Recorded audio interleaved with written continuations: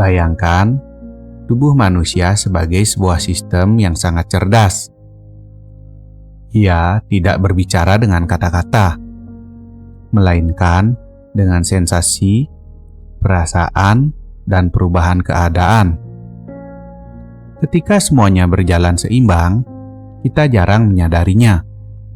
Namun, ketika ada yang terganggu, tubuh mulai berbicara lewat rasa gelisah, ketegangan, atau emosi yang sulit dijelaskan.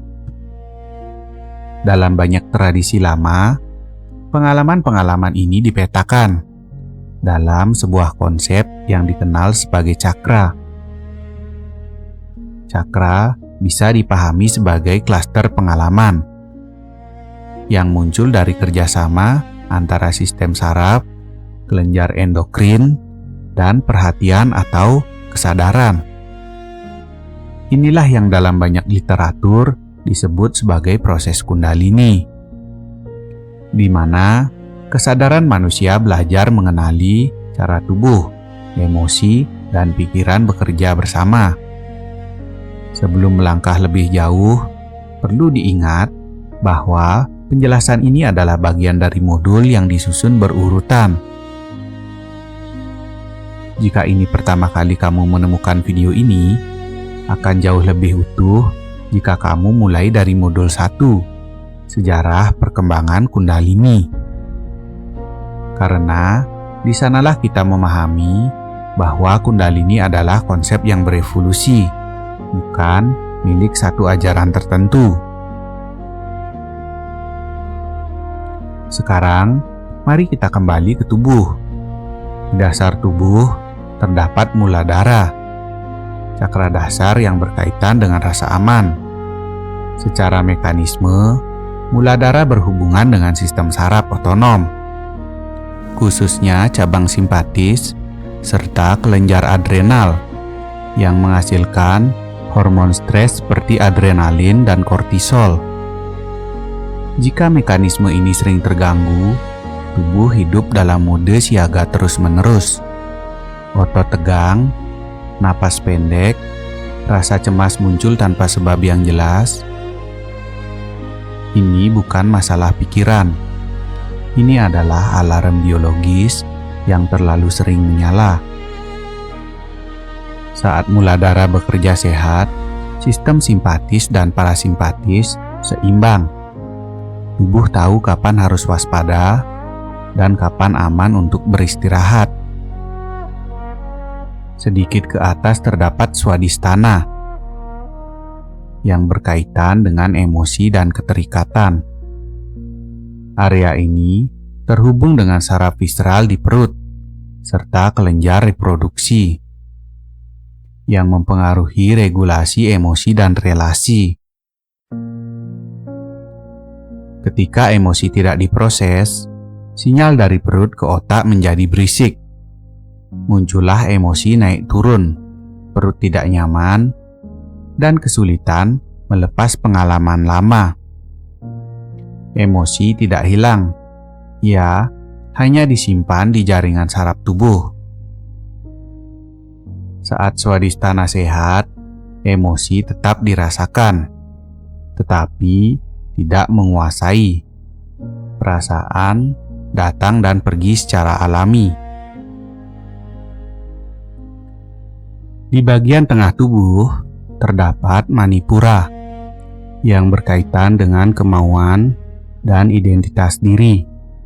Secara biologis, area ini berhubungan dengan jaringan saraf di sekitar lambung serta kelenjar pankreas yang mengatur energi dan metabolisme.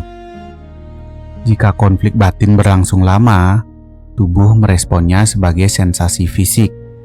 Perut terasa panas, berat, atau tidak nyaman. Tubuh seolah berkata, "Aku lelah menahan konflik yang belum selesai." Saat manipura sehat, keputusan terasa lebih jelas. Energi stabil, rasa percaya diri muncul tanpa paksaan. Di tengah dada terdapat anahata, cakra jantung yang menjadi titik penyeimbang. Anahata berkaitan dengan saraf parasimpatis, khususnya saraf vagus, serta kelenjar timus, yang membantu tubuh masuk ke mode pulih. Jika mekanisme ini terganggu, napas dangkal, dada terasa sempit, dan emosi cenderung tertutup. Saat anahata sehat, napas melambat dengan sendirinya. Tubuh terasa lebih lapang, emosi menjadi lebih stabil.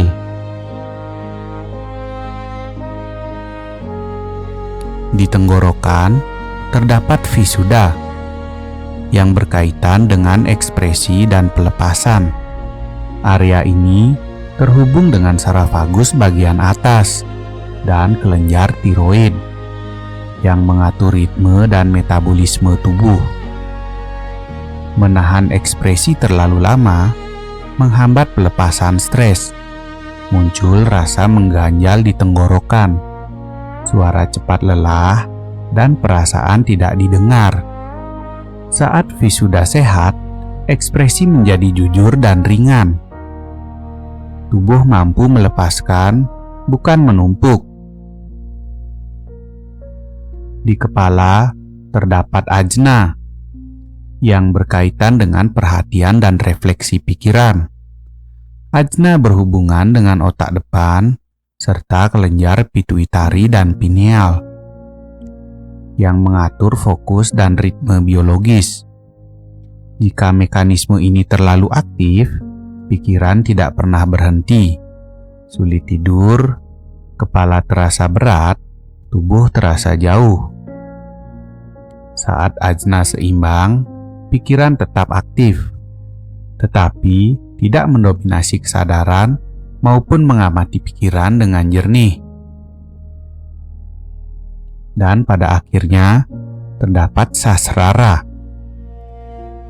yang bukan tentang satu mekanisme tertentu, melainkan integrasi seluruh sistem. Jika sistem tidak selaras, seseorang bisa merasa kosong, atau justru merasa paling benar. Jika sehat, tidak ada sensasi luar biasa. Yang ada hanyalah keselarasan. Inilah makna Kundalini dalam pendekatan logis, di mana sistem saraf dan kelenjar belajar kembali bekerja selaras. Pada akhirnya, yang sering hilang bukanlah energi atau kemampuan, melainkan kesadaran untuk mendengarkan tubuh sendiri. Ketika tubuh aman, emosi mengalir, dan pikiran jernih, tidak ada yang perlu dibuktikan. Hidup berjalan apa adanya, respons muncul secukupnya, dan kesadaran hadir di hal-hal yang sederhana. Dan di titik itu, manusia tidak menjadi lebih tinggi, ia hanya menjadi lebih hadir. Sampai jumpa di modul berikutnya.